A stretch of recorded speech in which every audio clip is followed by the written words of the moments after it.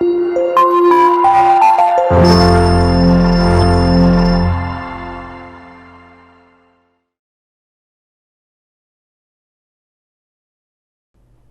बच्चों, कैसे हैं आप? उम्मीद करती हूँ आप बढ़िया और एकदम मज़े में होंगे। बच्चों, आज हम पढ़ेंगे कविता जिसका नाम है पुष्प की अभिलाषा। इस देश के लिए अपना सर्वस्व त्याग करने की भावना केवल मनुष्य के अंदर ही नहीं है।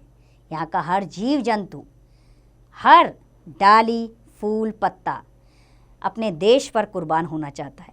और इस कविता के माध्यम से कवि हमें यही बताना चाहता है कि एक पुष्प अपने जीवन में क्या अभिलाषा रखता है, अर्थात अपनी उसकी क्या इच्छा है। तो शुरू करते हैं अपनी कविता। चाह नहीं मैं सुरबाला के गहनों में गूथा जाऊं, चाह नहीं प्रेमी माला में बिंद प्यारी को ललचाऊं, चाह नहीं सम्राटों के शव पर हे हरि डाला जाऊं, चाह नहीं पर देवों के सिर में चढ़ूं भाग्य पर इठलाऊं।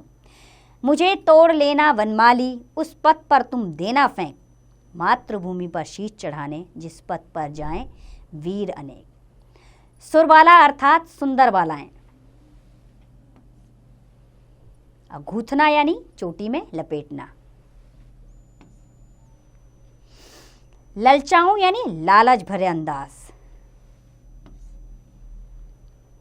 इठलाऊं अर्थात इतराना, और वनमाली का अर्थ होता है बच्चों वन का माली। तो बच्चों, इस कविता में एक फूल की अभिलाषा है कि वो चाहता है कि मेरी चाह नहीं है कि मैं किसी सुंदर बाला के गहनों में गूथा जाऊं। मैं ये भी नहीं चाहता कि मैं किसी प्यारी के जीवन को ललचाऊं, यानी कि उसके गले का हार बन जाऊं। मैं ना ही किसी सम्राट के शव पर डाला जाना चाहता हूं, मैं इसमें भी गर्व नहीं समझता। मैं किसी देवों के सिरों पर भी नहीं चढ़ना चाहता, अर्थात मैं ईश्वर के सम्मान में भी अर्पित होना मैं अपना गर्व नहीं समझता। मुझे गर्व कहाँ है? वो कहता है कि हे वनमाली, मुझे उस पथ पर तुम फेंक देना जहाँ पर मातृभूमि की रक्षा करने के लिए सैनिक जाते हैं। मुझे उनके चरणों में बिछना मेरे लिए गर्व का, सम्मान का विषय है। मैं किसी सुंदर स्त्री के आभूषण नहीं बनना चाहता, मैं किसी सम्राट के शव पर नहीं डलना चाहता, ना ही मैं किसी देवी देवताओं के पथों पर बिछना चाहता हूँ। मैं केवल और केवल मातृभूमि की रक्षा करने के लिए जो सैनिक जाते हैं उनकी राह में बिछना चाहता हूँ। ये एक फूल की अभिलाषा है। तो बच्चों, इस कविता का केंद्रीय भाव है कि कवि ने कविता के माध्यम से देश प्रेम की भावना को जागृत किया। कवि ने पुष्प के माध्यम से देश पर जान न्यौछावर करने वाले वीरों को सर्वोपरि बताया है। अब कवि का सामान्य परिचय भी जान ले।